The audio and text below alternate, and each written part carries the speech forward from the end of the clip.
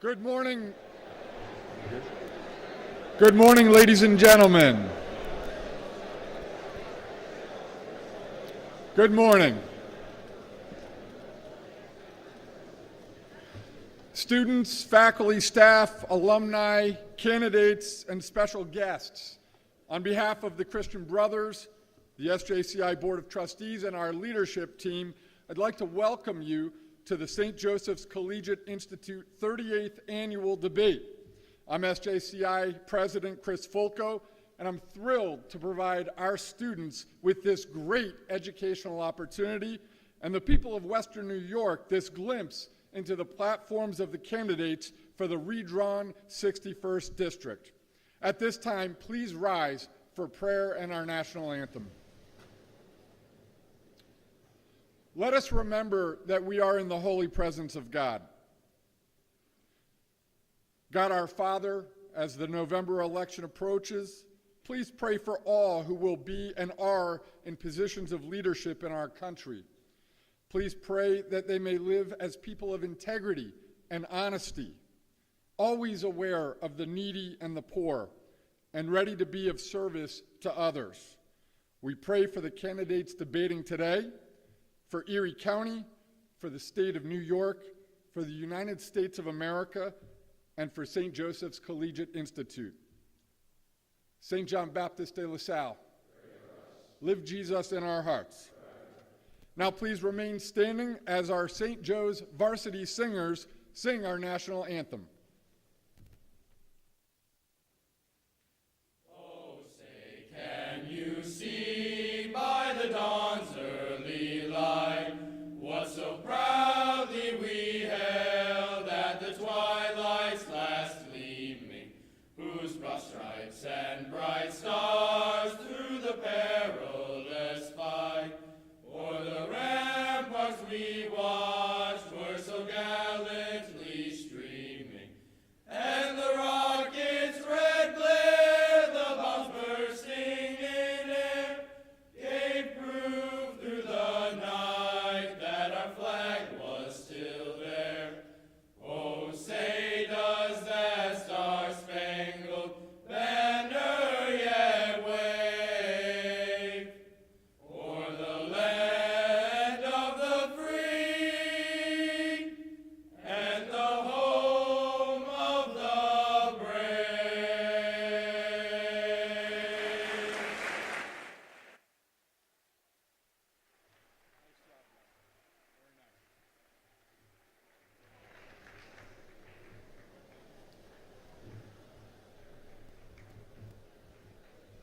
Again, good morning and welcome.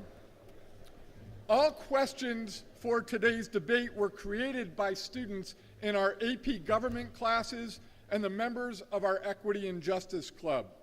Students serving on the panel today are Dwayne Jones II from the class of 2023, Connor Luzon-Sachs, class of 23, Henry Murphy, class of 23, Alex Schmidt, class of 23, and Luke Russ, also from the class of 23.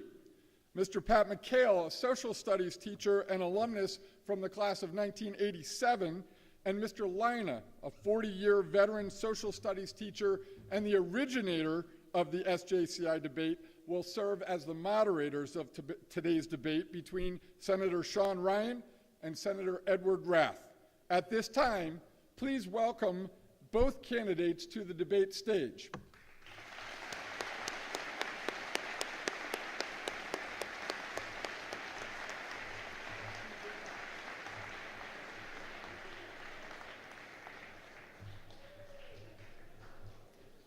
The Democratic candidate is Senator Sean Ryan. He has served the people of Western New York in the state Senate since 2020. Before his public service career, Senator Ryan worked as a lawyer, including for Neighborhood Legal Services, the Learning Disabilities Association of Western New York, and Legal Aid Bureau of Buffalo. Senator Ryan was raised in Lackawanna, the son of a teacher and a firefighter.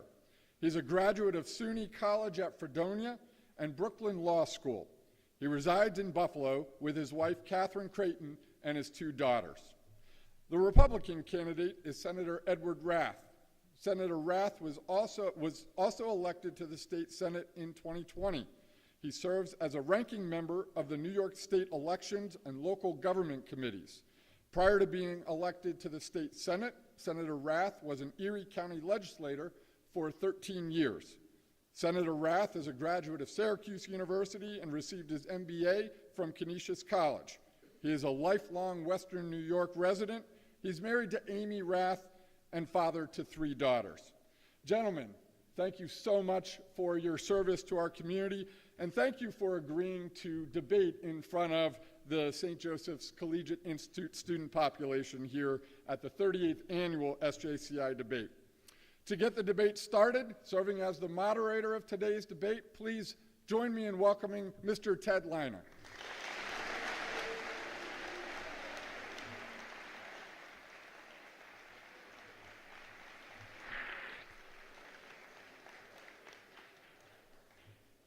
Good morning, and welcome to the only school in New York State that hosts an annual debate. This year, we are proud to host the debate for New York State Senate. The debate this morning continues a proud tradition that began here in 1984. Over the course of the last 38 years, we have hosted every debate for Erie County Executive. We have also hosted debates for Erie County Sheriff and District Attorney, as well as the House of Representatives and last year, Mayor of Buffalo. This morning's debate is the first time since 2010 that we are hosting a debate for the New York State Senate. 12 years ago, in this gym, an alum of St. Joe's, former county legislator Tim Kennedy, debated Assemblyman Jack Quinn for a seat in the New York State Senate. Senator Kennedy won that race and is still in the Senate today.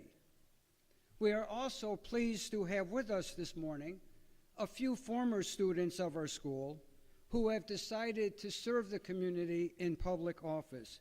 If they would please stand, we have Councilmember Joel Fioretto, class of 2000, all right? And we have Senator Rob Ort, the class of 1997, who is the minority leader in the New York State Senate. Thank you, gentlemen, for being with us this morning.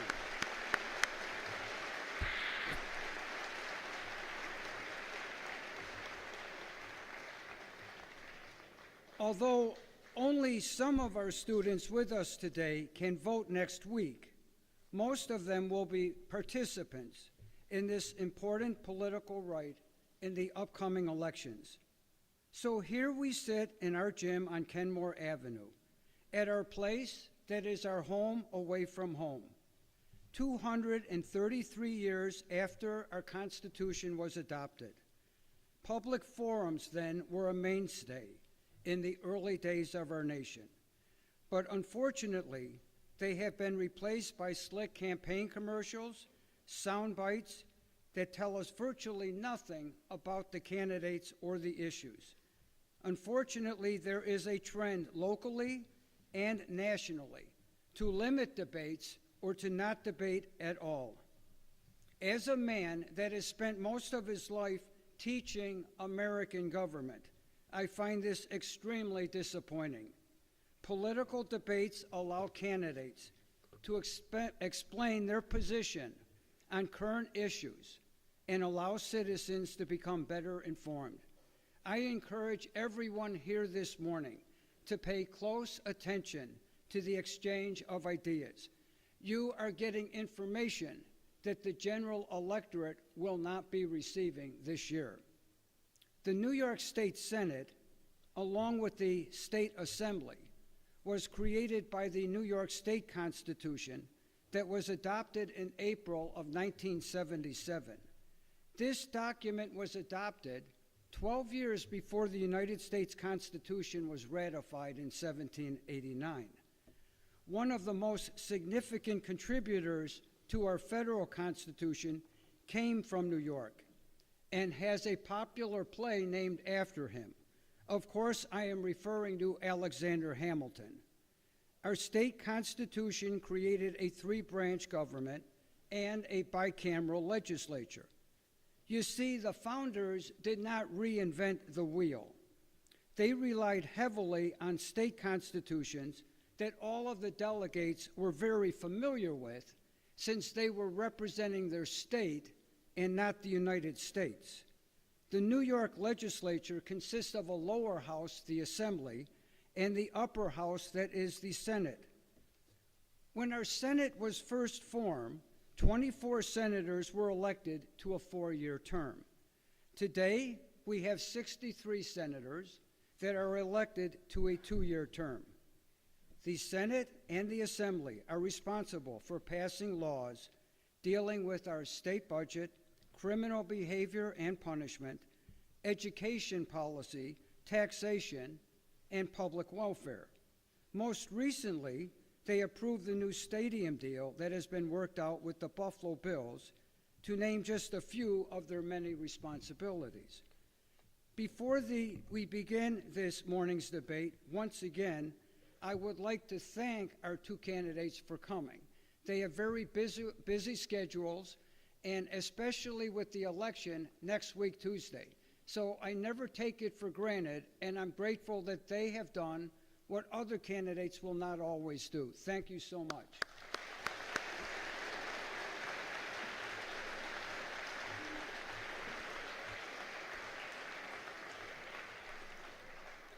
I would also like to thank the broadcast and print media for their interest in our debates going back several years. Broadcast stations 2, 4, 7, and Spectrum, especially Susan Rose and Brian Mazurowski of radio station WBEN, along with David Bellavia, a Medal of Honor winner, who has been very complimentary over the years regarding our debates. I also want to mention Eileen Buckley, who is currently with Channel 7 News and has covered our debates for a number of news outlets. And especially, I don't want to forget political journalist Bob McCarthy, who throughout many years has supported the debates here on Kenmore Avenue in this gym. All right, at this time, I would like to lastly thank my friend and colleague from the St. Joe's History Department, Mr. Pat McHale, and Mrs. Katie Potenza, who loves this debate and works diligently to make this a huge success. Before we begin with opening remarks, I'm going to go through the format of the debate with the candidates and with you so you'll know what's going on. A 2-minute statement will begin the debate from each candidate. There will be no rebuttal to opening remarks. A moderator question will be asked for me. The candidate will be given 1.5 minutes to answer that. They'll each answer the same question. There will be no rebuttal to that. As we begin the questions from our student panel, a direct question will be given to a candidate. The candidate will be given 1.5 minutes to respond, and his opponent will be given 45 seconds in terms of a rebuttal. We will then conclude the debate with a 3-minute closing statement if time permits. Due to a coin toss conducted earlier this morning, Senator Ryan won the toss and has elected to begin this debate this morning with his 2-minute opening statement. Senator Ryan. Thanks a lot, Ted. It's pretty cool to be here, to be part of this great tradition, and thanks for having me today. I grew up in Lackawanna. I'm a proud graduate of Lackawanna High School. As you heard, my dad was a firefighter, my mom was a teacher, and from them I learned the value of public service and the value of helping others. When I was a senior in high school, the economy of Western New York and New York State changed drastically. The steel industry collapsed. There was no more Bethlehem Steel. Those were tough times, but we made it out of those tough times. We're back into some tough times right now, but I'm confident that we're going to come out of those tough times by employing the right public policy, and we're going to come out of these times stronger than we went in. Walking around the community all summer, people are worried. People have problems. They're worried internationally about the war in Ukraine. They're worried about worldwide inflation, and locally, people are worried about the economy and inflation. People are worried about public safety, the epidemic of gun violence, and women are particularly worried that an extremist Supreme Court is ripping away their hard-fought rights. We've addressed these issues in New York, and we're going to continue to address these issues. During this campaign season, you've seen pandering, you've seen fear-mongering, you've seen the twisting of facts. But I hope after today's discussion, we'll be able to cut through some of that, and it'll be clear that I have the right experience to continue in the New York State Senate, that I sit with the Democratic majority, and that I am the best voice to represent you in Albany. Thank you. Senator Rath, 2 minutes for your opening remarks. Good morning, and thank you, Ted Lina and Pat McHale, and everyone here for this opportunity to discuss and be a part of this debate, discuss the issues that are important to the people of Western New York and the 61st Senate District. My name is Ed Rath, and I am the senator for the 61st Senate District, and I'm proud to be running for re-election. I was born and raised in the town of Amherst, and I graduated in 1985 from Nichols School. Don't hold that against me, fellas. I also graduated from Syracuse University in 1989 and got my MBA from Canisius College, that is, in 2005. For 13 years, I was a county legislator before I was elected to the state senate. And over that period of time, I worked diligently for the communities that I represent. Every community that I represent, I would go out into the community talking to the leaders, talking to the businesses, and learning their issues, their needs, and their concerns. About my family, I'm so happy my wife Amy is here with me today, and we have 3 daughters, 21, 19, and almost 17. They are my motivation. They are my priority. My priority is to make sure that our daughters and each and every one of you here in this debate and forum today have a Western New York where there's jobs, have a Western New York where there's opportunity, to limit the outflow of citizens and people and businesses that are leaving New York State. As I've gone door to door this year, I've walked over 700 miles going door to door. That's farther than over to Albany, our state capital, and back, visiting 8,000 doors, looking into the eyes of the people. And what are they saying to me? What are their concerns? We have an affordability crisis in New York State. People cannot make ends meet, if it's a cost at the supermarket or the costs at the gas pump. Also, we have a crime crisis. We have to address this crime crisis and make our communities safe by repealing the disastrous cashless bail. Thank you for this opportunity. I look forward to a spirited discussion, and I welcome my opponent, Sean Ryan, here today as well. Thank you very much.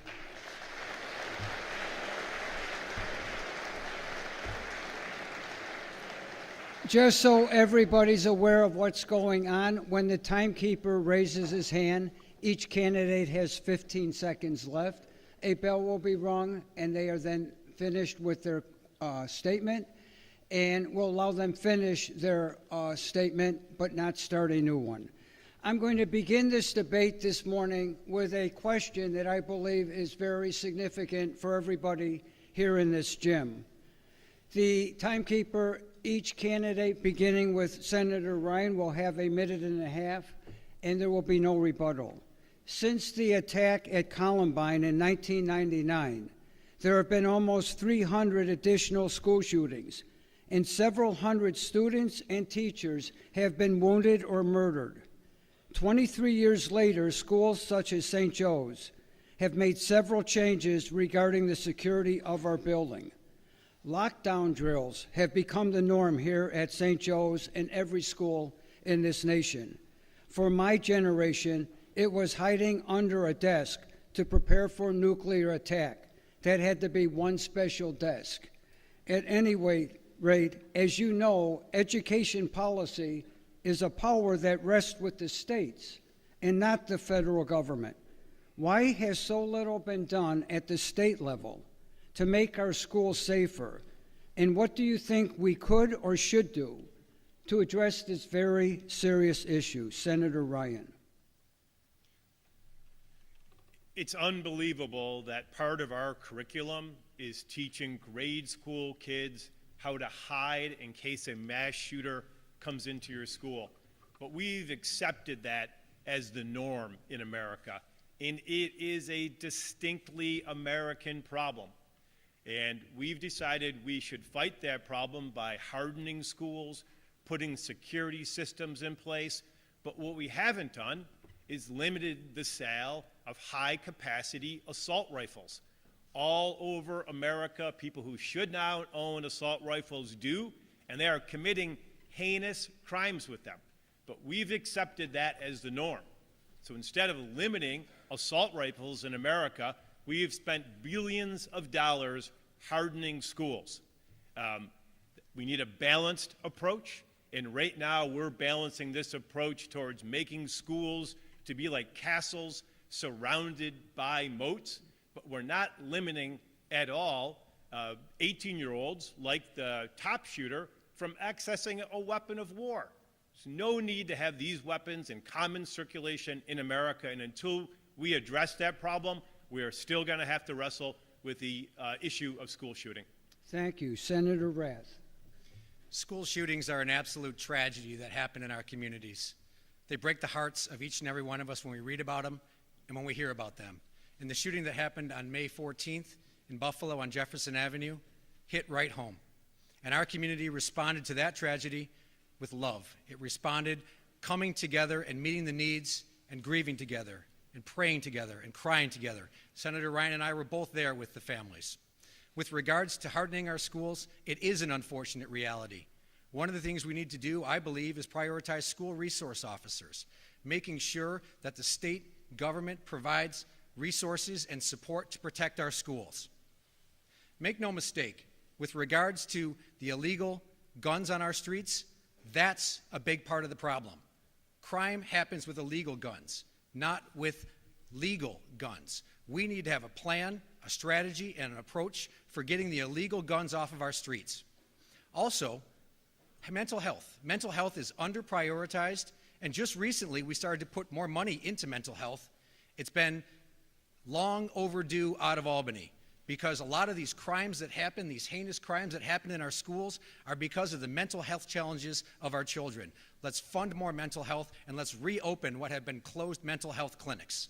This issue is a priority and needs to be focused on, and we'll get it done in Albany. Thank you. At this point, we will begin questions from our student panel. As I said earlier, each candidate will get 1.5 minutes for a direct question, and their opponent will have 45 seconds for rebuttal.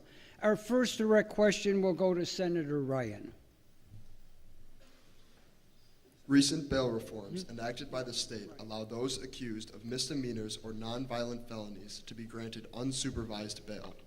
Many New Yorkers believe that recent changes to bail laws have resulted in those accused of crimes being released on bail and committing other crimes once out on the street. According to the City Journal, recent data released by the state confirms those beliefs. For example, the rearrest rate of offenders in the state within 1 month of being released under the new bail guidelines is nearly 18%. Senator Ryan, if elected, would you vote to change the recent bail reforms in light of this new data? So we have made changes to bail reform 3 times in the last 4 years. It's a problem. People are worried about it. But the mistake we really made in New York is we went nearly 50 years without making any changes to bail reform. We made the changes. We listened to data. We listened to people in the criminal justice system. We changed it again. This year, under Governor Hochul, we came back and made more changes. But we also have to look at crime in general. Crime in Erie County is down. The only part of crime that's up in Erie County is gun crimes. So some people want to talk about bail reform all the time. I want to talk about getting illegal guns off the street and making sure that people who shouldn't have guns don't have them. Your rebuttal, Senator Rath. Cashless bail is a total fail. It has failed the residents of New York State. People are dramatically less safe than they were just 3 years ago when cashless bail passed in New York State. I will work to repeal this disastrous law as much as possible because our communities are dramatically less safe. People on the streets are concerned. Businesses are concerned. We just saw last month Kiara Benefield was murdered because her husband was pushed back out on the streets because bail couldn't be used to keep him in jail. It's high time we repeal this disastrous law in New York State. Thank you. Our next direct question to Senator Rath. Currently, New York's Minimum Wage Act requires that all employees in New York State outside of New York City receive at least $14.20 an hour in wages beginning December 31st, 2022, up from $13.20 in 2021. This is approximately a 96% increase from a decade ago in 2012 when the minimum wage was $7.25 an hour. However, it is just $3,000 above the poverty line for a family of four. A bill currently in committee, S3062C, calls for annual increases in the minimum wage that are tied to the inflation rate. Senator Rath, where do you stand on the minimum wage, and will you support this bill if it makes it to the floor for a vote? Many years ago, when I was a lifeguard in the town of Amherst, I worked at minimum wage. Was well under $5. So minimum wage is a number that is, I believe, has to be tied to the cost of living and has to be tied to the challenges for people to make ends meet. The number of $14.20 an hour, I believe, should be reasonably scaled to the inflationary pressures that people feel in our communities. Folks, make no mistake, inflation is up 8%. 8% is a record high for inflation. And what are we seeing? An affordability crisis. Your question is actually rooted in affordability. People can't make ends meet. And what are we talking about? Raising the minimum wage to make ends meet. Guess what? The costs at the supermarket, the cost at the gas station, and the energy bills to heat our houses, through the roof. So this is one aspect, or one angle, if you will, on the affordability crisis that needs to be addressed. Albany has been tone deaf on this issue and has not provided solutions for people to make ends meet. So this issue, I will study it like every issue, read the merits of the issue, pay attention to it, and make a decision based on what I think is right. Thank you. Thank you. Your rebuttal, Senator Ryan? Albany has been far from tone deaf on this issue. When the United States government failed to act to raise the minimum wage, we acted as a state to raise the minimum wage. We looked at the economy and discovered too many people were working full-time jobs but couldn't afford to put a roof on their house, couldn't afford to take their kids to the dentist. We raised the minimum wage, and we should raise it again, and we should keep it indexed to make sure we don't fall into a trough where 20 years go by and minimum wage is not raised. Thank you. Our next direct question is Senator Ryan. The new Bills Stadium deal will keep the team in Buffalo for the next 30 years. It has a price tag of $1.4 billion, $250 million of which will be paid for by Erie County, and $600 million by New York State. Many people, including some local officials, believe that the cost of the stadium is what it will take to keep Buffalo as an NFL city. The Hochul administration says the stadium will act as a multi-purpose facility and that the economic and tax benefits will eventually exceed the $850 million in public funds that will be spent. Many New Yorkers outside of Western New York are skeptical about such claims, especially in that what benefits there will be localized and not spread across the state. Many economists, too, don't believe the huge expenditures of public funds on sports stadiums is the best use of limited tax dollars. Senator Ryan, how would you justify so much spending as a worthwhile investment for taxpayers, not just in Erie County, but across the New York State? So the economists always say that the private sector should be funding stadiums, and most communities agree with that. But guess what? That's not how it works. If you want to keep a big league sports team, the public is going to pay for the stadium. We negotiated a tough but a fair deal with the Pagulas. And you hear from downstaters that maybe we shouldn't have spent all this money. But those downstaters were awfully quiet when we put public resources into Yankee Stadium, into the Barclays Center for the Nets, and into the new home of the Islanders. Here's where it's a good economic development deal. There's a project labor agreement, and everybody working at that stadium will be paid a union wage. So everyone working there is going to contribute to our economy. That's a good thing. And the state is taking the maintenance costs of that stadium off of the county. That makes sense also because the biggest tax revenues coming out of the stadium is the income tax paid by the players. So that'll go back to the state, and the state will use that money to continue to maintain that stadium. And the biggest threat right now to keeping the Bills in Western New York is the gubernatorial candidate Lee Zeldin saying he wants to renegotiate that deal. We have a deal that's going to keep the Buffalo Bills in Buffalo for 30 years, and for that, I say go Bills. Thank you. Your rebuttal, Senator Rath. As I was driving over here this morning at the corner of Englewood and Kenmore, there's a sign that says, "This is our year, Buffalo Bills." Guess what? It is our year this year for the Buffalo Bills, and it's going to be for decades to come when we keep the Buffalo Bills here in Western New York. We are the only team in New York State, not the Giants nor the Jets. I'm a Buffalo Bills season ticket holder, have been so for decades. This is a great deal for Western New York. Yes, the state has $600 million, but guess what? We provide $1 billion a year to the New York MTA for their subway system. We also provided billions of dollars for additional projects. This stadium will provide a return on investment for our community and keep the Bills here for Western New York, and Josh Allen will be MVP this year, ladies and gentlemen. Thank you very much for your optimism. All right, from both candidates. Our next direct question to Senator Rath. This past June, in New York State Rifle and Pistol Association, Inc. v. Bruin, the Supreme Court overturned a long-standing New York gun safety law that required gun owners to show proper cause for applying for a license to carry concealed weapons in public places. Shortly after, Governor Hochul signed new gun legislation that would strengthen background checks and require live fire training for individuals seeking to obtain concealed carry permits. It would also prohibit concealed carry permit holders from bringing their firearms into sensitive locations, including Times Square in Manhattan, bars, libraries, schools, government buildings, and hospitals, as well as require renewal or recertification of permit every 3 years. Senator Rath, do you support these gun safety measures? I support reasonable gun safety measures. And what happened this year with regards to the new gun safety measures in Albany was a piece of legislation that it turns out is somewhat flawed. There are aspects of it that are determined to be unconstitutional right now.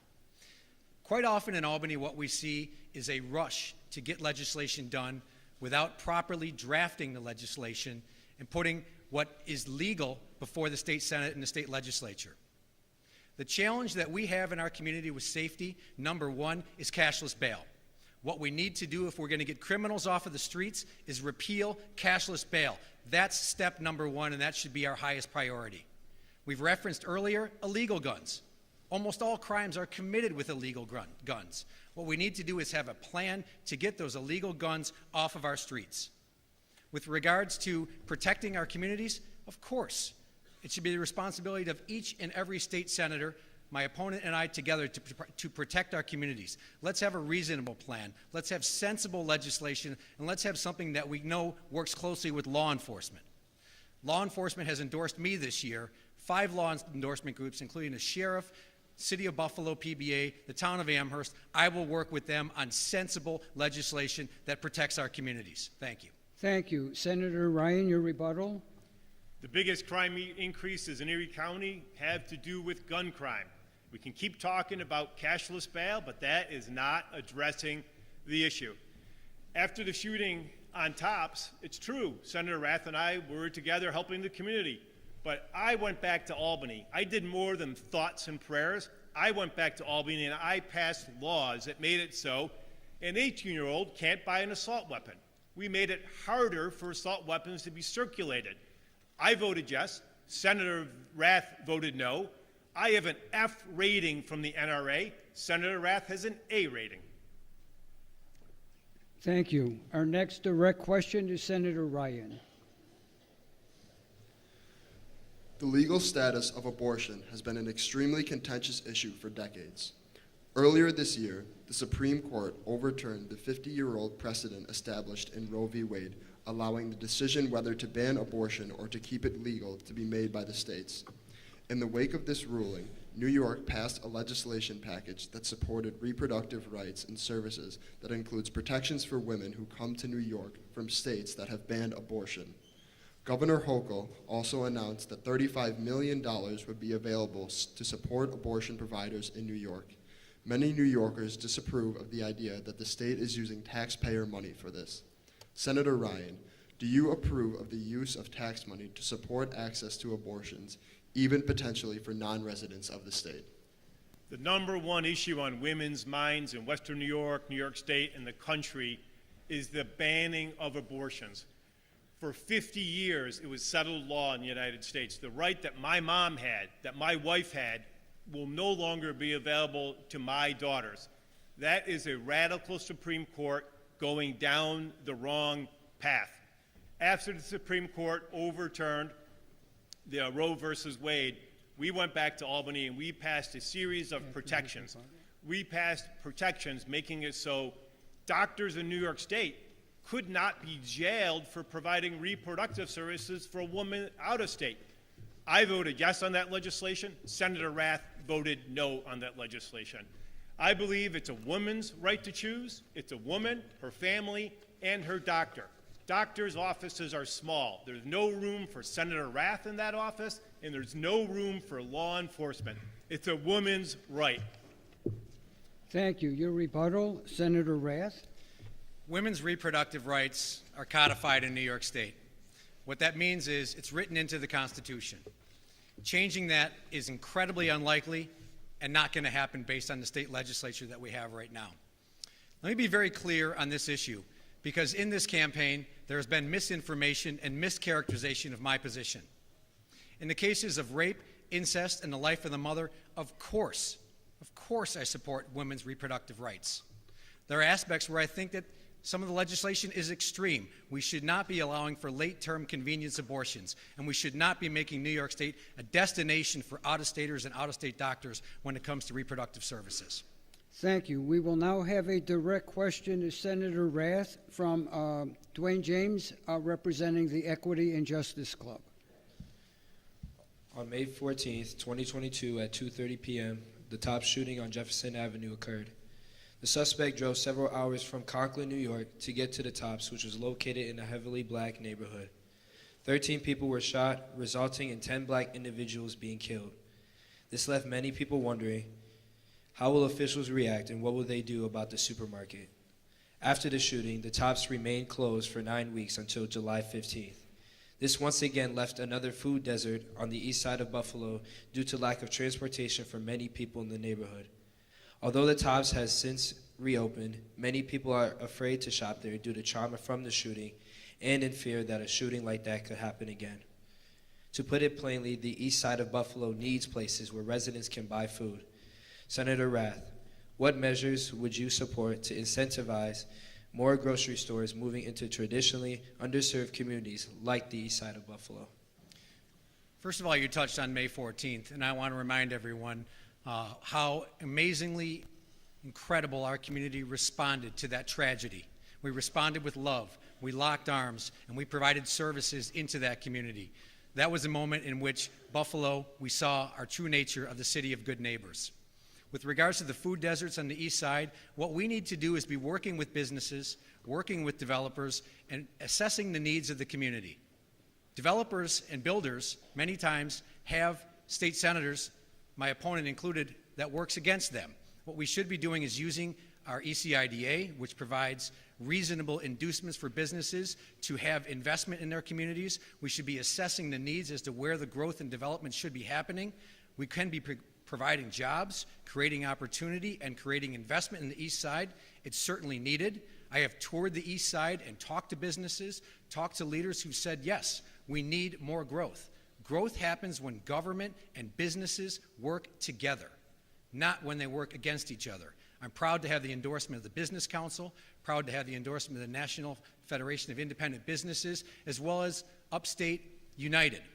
These business groups know I'm the right person to partner with business and create solutions and growth on the east side of Buffalo. Thank you. Thank you. Senator Ryan, your rebuttal.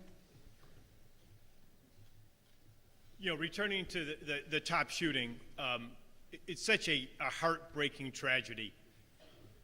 But we have to look at the facts around that shooting. You know, we keep hearing about, getting illegal guns out of people's hands. the person who committed the shooting at Tops was a legal gun owner. It wasn't an illegal gun. It only became illegal when he used it to commit violence. The shooter at Parkland was a legal gun owner. The Newstead shooting of 4 family members, legal gun owners. After the shooting at Tops, we went back, we put together a series of common sense gun laws, including strengthening red flag laws. I proudly supported those laws. My opponent voted no. Thank you. Our next direct question is Senator Ryan. In 2020, then Governor Andrew Cuomo issued Executive Order 203, which required all New York State local governments to adopt a police reform plan by April 1st, 2021. Since then, 90% of police agencies had submitted plans. In Rochester, for example, the plan included a reduction in police force size and a change in the hiring system. In Yonkers, the plan called for the creation of a mental health crisis team and fewer police officers in schools. In the city of Buffalo, reforms included a ban on chokeholds and the creation of the Law Enforcement Assisted Diversion, or LEAD, which is a behavioral health team trained to respond to low-level offenses. Senator Ryan, do you think reforms such as these are the answer to help reduce crime in our state, or do you favor a different approach? So reform isn't something that should only happen in response to tragedies. Reform should be ongoing. We should always question how we do things. Your school questions constantly how we do things, how do we make it better? So I'm happy with the efforts that have been taking place throughout New York State. Every town, every village, every city has gotten together and said, how can we better serve our citizens? And what came up a lot in those discussions is the police departments need more funding. So in this year's budget, we put unprecedented funding towards state troopers and to local law enforcement. You go to any community in Buffalo or anywhere else in this community and say, do we need more police or less police? People will resoundingly answer, we need more police and we want to have a better police department. And you do that is by continue to be to search for excellence and not just have reform be a one-off, but you need to keep it going. Thank you. Your rebuttal, Senator Rath? It's interesting hearing my opponent talk about police funding when last year he endorsed India Walton for mayor. India Walton wanted to defund the police by 20% or $7.5 million. That's a fact. With regards to law enforcement, with regards to the police, they need government to be their partner. I have sat down with every police chief and every member of law enforcement in this new 61st Senate District, and they believe that government is not providing enough resources, government is not providing enough support, and what they need is, what we all need is a repeal of cashless bail. Let's get these criminals off of our streets. That's the first step to safety, ladies and gentlemen. Thank you. Thank you. Our next direct question is Senator Rath. According to the U.S. Bureau of Labor, inflation has risen 15% since 2020. This is more than over the previous 8 years in which the inflation rose 14%. New Yorkers have stressed about prices at the pump and at the grocery store. According to the U.S. Energy Information Administration, the average gallon of gas in December of 2020 cost $2.19. However, now a gallon of gas averages $3.76 for an increase of $1.57. The price of eggs has also risen dramatically in the past few years. The U.S. Bureau of Labor estimates that the average cost of a dozen eggs is up nearly $2 since 2019. It is often said that people vote based on the economy. With the cost of basic goods still rising and the holidays right around the corner, what will you do to help lower inflation and provide relief to the struggling New York families? This is a very important question about affordability. We've talked about affordability earlier, and let me tell you this, inflation is nothing other than a tax on the middle class. And inflation is a result of monetary policy from the federal government. What we can do in Albany is we can address this affordability crisis by making New York State more affordable. Energy costs in New York State are 56% higher than the rest of the country. And why is that? Partially because of our taxes and surcharges, temporary taxes and surcharges that we're assessing that must be repealed. I also believe there should be a home heating tax credit for middle-class families in New York State. providing real relief, because natural gas costs are going to be up 50% this winter, and pretty soon it's going to get cold in Western New York to heat our homes. Supermarket costs up 15 to 25%. We have an affordability crisis. When I'm going door to door talking to young families, they're struggling to make ends meet. They might have to make decisions between putting food on the table and paying their energy bills. Let's lower the incredibly high taxes we also have in New York State. Taxes and regulations are 50th out of 50 by way of affordability in New York State. That's the worst state in the country, as proven by Wallet Hub this past April. Let's fix this affordability crisis and make New York back to the Empire State. Senator Ryan, your rebuttal? Inflation's a worldwide problem. Coming out of the pandemic, you've seen inflation rise everywhere in the world. It's a problem. People know it's a problem. What inflation does, it erodes the money in your wallet. And as that was happening, New York State took steps to keep money in people's wallet. We cut taxes on the middle class. We accelerated the property tax rebate. We cut gas taxes, and we made more money available for child care. New York State's doing what it can. We're not the federal government. We don't control the interest rates, but we're going to keep up with proactive policies to keep more money into people's wallets. Thank you. Your rebuttal, Senator Rath? Was that his rebuttal? Oh, was that? I apologize. Yeah. Senator, okay, next direct question then. The New York State Marijuana Regulation and Taxation Act was signed into law on March 31st of 2021 by former Governor Andrew Cuomo. This act authorized adult use recreational cannabis and the lawful use of medical cannabis effective immediately.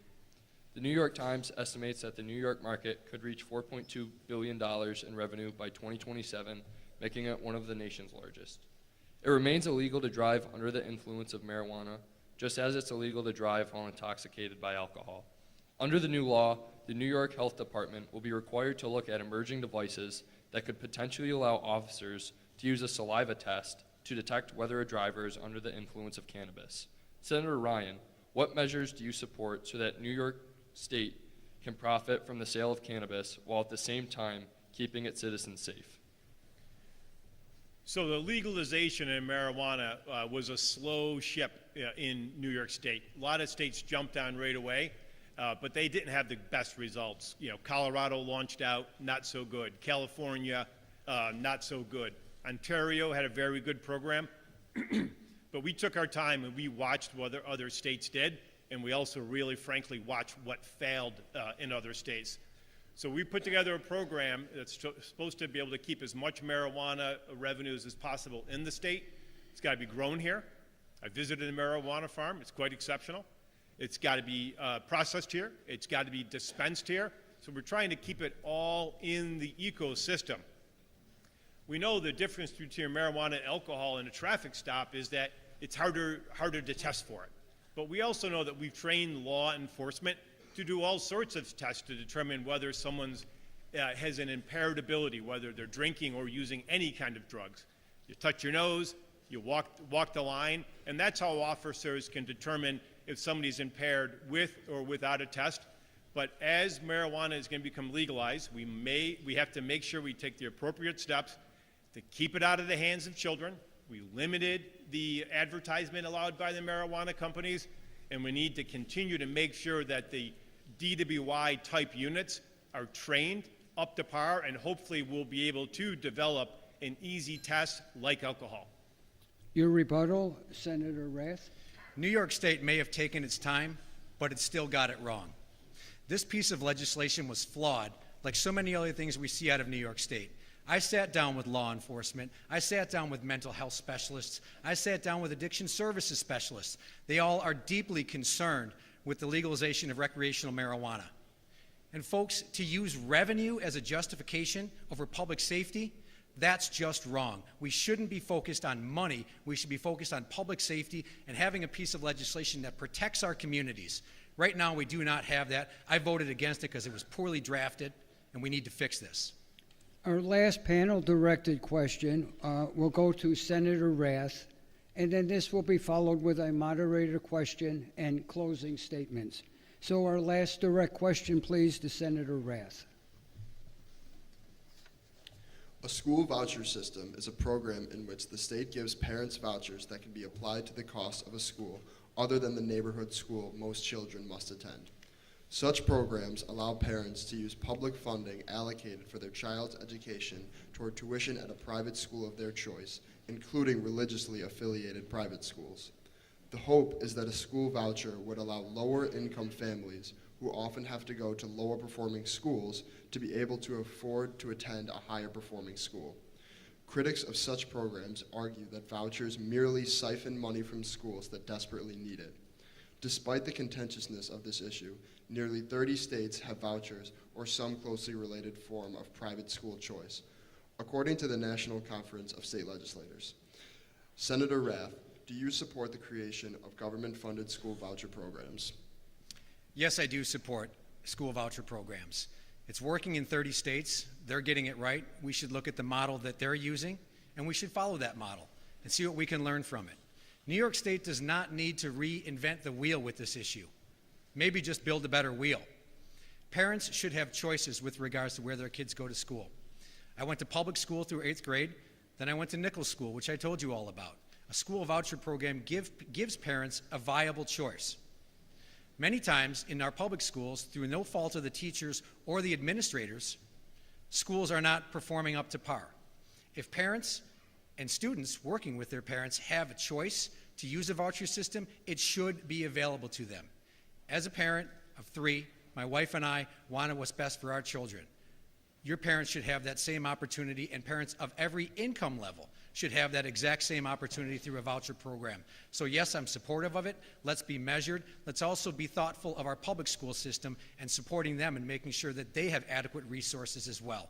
Once again, it's not the fault of the teachers in the public schools. It's not the fault of the administrators, but parents need a choice, and I do support that. Senator Ryan, your rebuttal.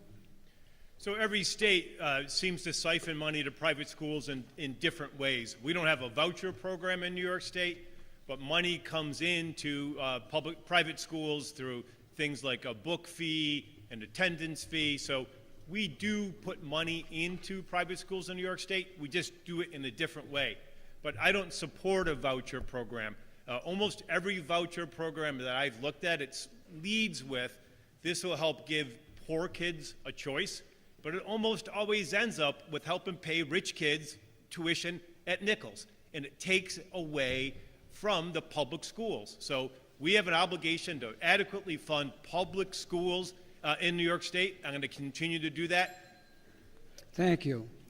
This question will be directed to both candidates. It's our last moderator question. We will begin with Senator Ryan, and after this, then we'll have our closing remarks. A minute and a half will be allotted. With the increasing polarization of our two major parties and the electorate as well, we have witnessed an increase in threats and violence regarding our public officials. This past week, a 42-year-old man entered Speaker Pelosi's home with the intent of kidnapping her. When he found that she was not there, he attacked her husband with a hammer. He has been charged with attempted kidnapping and assault. In June of this year, a 26-year-old man with a gun was arrested near Supreme Court Justice Brett Kavanaugh's home and has been charged with attempted murder. What do you believe has led to this increase in violence and extreme anger in our nation toward our public officials? Senator Ryan. This is a question that is befuddling America. How in a very short years did we turn from a country that had civil debate to a country where people vilify one another, where people don't want to be in the same room as people from political parties? A good friend of mine works at the Ford plant, and he said, for 20 years I worked at the Ford plant. I had no idea if my coworker was a Republican or a Democrat. He goes, but I do now, and I don't want to know. I don't want to know who's a MAGA Trump guy in this plant. What does this have to do with working at the Ford plant? But all over America, the temperature is being turned up, and it's being turned up in a way that is not good for our democracy. Nancy Pelosi's husband was hit with a hammer. It was an attempted assassination attempt on Nancy Pelosi. And what do we hear? We hear all over Fox News jokes about it. How do we make jokes about an attempted political assassination in our country? It's not the way we go. I've been in elected office for 10 years. This campaign's been different. This campaign's been disinformation, fear-mongering, mudslinging. The stuff that's been coming into the mailboxes should not be coming into mailboxes. We need more civil debates like this where we can talk with our voices down and get the issues out on the table. But I fear that we are heading the wrong way in America. Senator Rath. The polarization in New York State and in America is a huge problem. Let me tell you guys the way that I operate as a public official. Sean and I may disagree, and I may disagree with other people on the other side of the aisle, but I will never be disagreeable. There's a big difference. We should be working with open hands and not closed fists when it comes to government and leadership. I'll tell you, as we look at the reasonableness in Albany, we are devoid of reasonableness and rational thought and rational discussion. Part of that is because we have one single party in total control. Right now, I sit in the super minority in the state Senate. It's difficult for us to get reasonable dialogue and reasonable issues before people because of this hyper-partisan polarization that we're seeing. The people deserve better. This is antithetical to what the Founding Fathers had in mind 230 plus years ago when they wanted a two-party system. They wanted a two-party system with checks and balances, a two-party system with reasonable dialogue and reasonable solutions. We can lower the temperature in New York State. We can lower the temperature in this campaign. The extremism and the partisanship has been going both ways with regards to this campaign. Everyone's mailboxes have been filled with negative information and misinformation. That's not one-sided. We can fix this, and we must, because hyper-partisan needs to stop, and common sense government for the people needs to begin once again. Thank you. We will now close the debate with closing remarks, beginning with Senator Rath. First of all, I want to thank St. Joe's. I want to thank all of the moderators, Ted Lina and Pat McHale, for the opportunity to be here today. This has been an honor for me to sit here and listen to your thoughtful questions about the issues that are important to the people of the 61st Senate District. I have gone out into the community, and I have listened and paid attention to what their concerns are. And my campaign priorities are consistent with the people's concerns in this district. In Amherst last week, as I was going door to door, I came across a family. It was Grace and Brett and their two boys playing in the front yard. Grace was practically in tears, saying that the cost at the supermarket is twice as expensive as it was just 3 years ago. Brett said he doesn't know how they're going to be able to afford energy costs this year. This is a young family just starting out, and they're struggling. We have to fix this affordability crisis in New York State. It can be done, and it must be done. With regards to public safety and crime, 2 days ago I was going door to door in Tonawanda. I met a man by the name of Bob. He said, "What are you going to do to address this crime and public safety crisis?" Another kitchen table issue that people are concerned about. I said, first thing first, repeal this disastrous cashless bail law. Let's get these criminals off of the streets. Let's give judges the discretion they need for dangerousness. That's why Kiara Benefield does not have her life today, because a judge did not have a dangerousness standard to use, and her husband killed her because he was released without bail. Ladies and gentlemen, I believe that I am the best candidate to run for this office.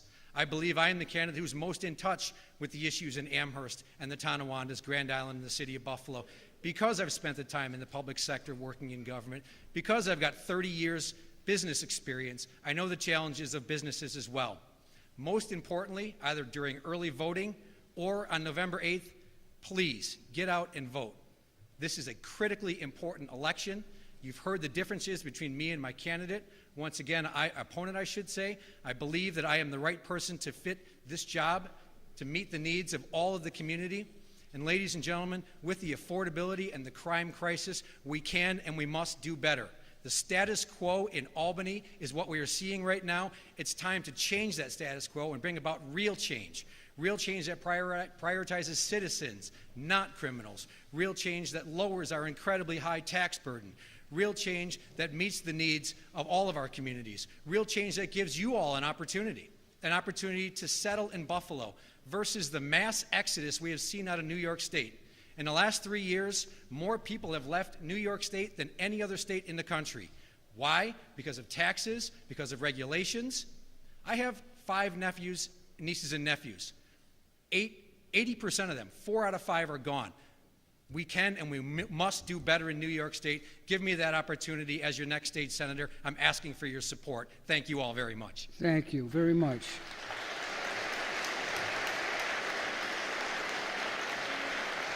Senator Ryan, your closing remarks. The Kira Benefield murder was a tragedy. She was failed at every step of the system. But right now, she's being re-victimized. She's being re-victimized by politicians who are trying to score cheap points in an election year. If a woman is murdered in America, nearly half the time it's her husband or domestic partner who committed the murder. If you mix domestic violence with firearms, you have a deadly situation. I have taken steps in vote after vote to separate abusers from firearms. I voted yes on those issues. My opponent voted no on these issues. The #1 crime going up in Erie County are gun crimes. We need to have sensible gun laws, and we need to keep guns out of the hands of people who shouldn't have them. If you listen to my opponent, it's almost a dystopian view of our community. Buffalo's a community on a rise. For the first time in 50 years, we've had increased population, Buffalo, Rochester, and Syracuse. But all you hear is doom and gloom. One of the ways we increased our population in our upstate cities is by welcoming refugees. I've proudly supported more money to help refugees settle into our community, to help them integrate into our economy, into our school district.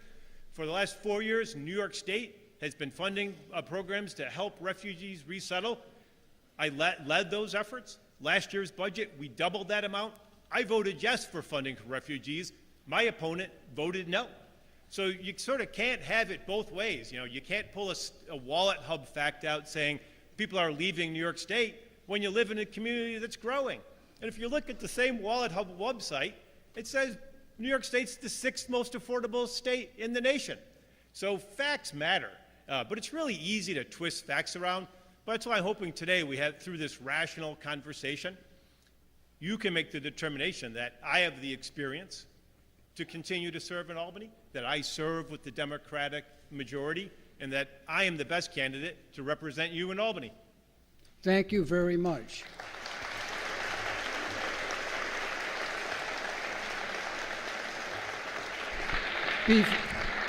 Before we present them with a token of our appreciation, I've been asked by the media a number of times, Ted, what makes a successful debate?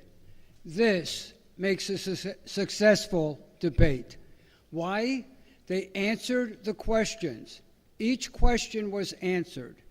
They may disagree ideologically, but there were no insults, no interruptions, no cheap shots, unlike many debates that I have watched in the public arena. So I want to thank each of these two men. This is a phenomenal educational opportunity.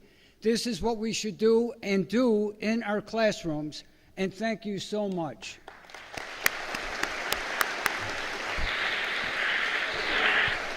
Louis Canada,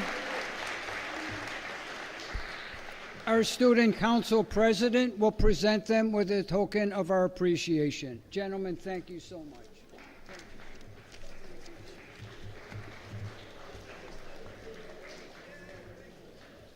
Good morning, Senator Rath, Senator Ryan, St. Joe students and faculty. My name is Louis Canada, and I am the president of Student Council here at St. Joe's.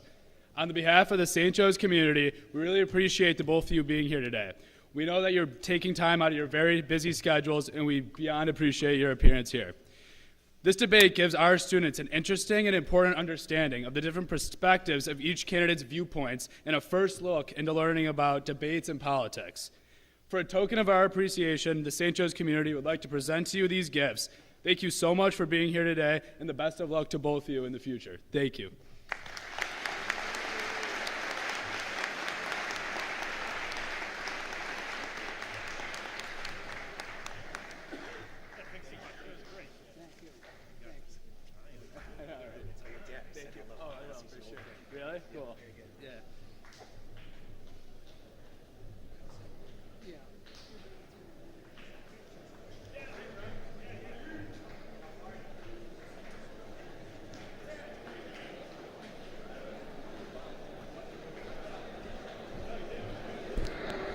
Students, you guys did a great job during the debate. At this time, you are dismissed to Mr. Spillman. What period are we going to? Bleachers first. To what period, Mr. Spillman? To third period. You're going to your third period class.